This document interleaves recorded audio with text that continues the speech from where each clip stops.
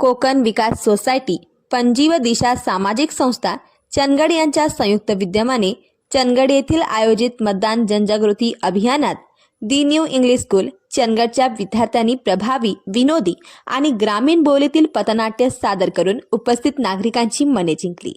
We lead अभियान 4 गावांच्या मध्ये चालू आहे। त्यामध्ये ढोलगरवाडी, लकीकट्टे, तावरेवाडी, कलिवडे या 4 गावांमध्ये अभियान चालू आहे। या 4 गावांमध्ये लोकसहभागातून गाव विकास या कार्यक्रमांतर्गत माझं नेतृत्व माझ्या गावासाठी, माझं नेतृत्व यासाठी प्रयत्न करत आहे।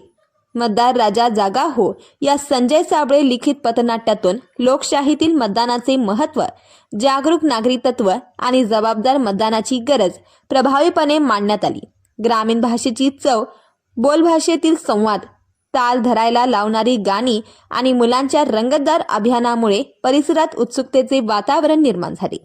प्रेक्षकांनी टाळ्यांच्या कडकडाटात विद्यार्थ्यांचे दणदणीत स्वागत केले। या पथनाट्यात मनाली कांबळे, समिदा खोचरे, स्वाती पवार, ऋतुजा शिरोडकर, अनन्या चंदनवाले, साक्षी गावडे, संस्कृती कांबळे, लबिबा गोरेखान आणि तुषार यादव या विद्यार्थ्यांनी प्रभावी भूमिका साकारून मतदानाचा संदेश सर्वत्र पोहोचवला।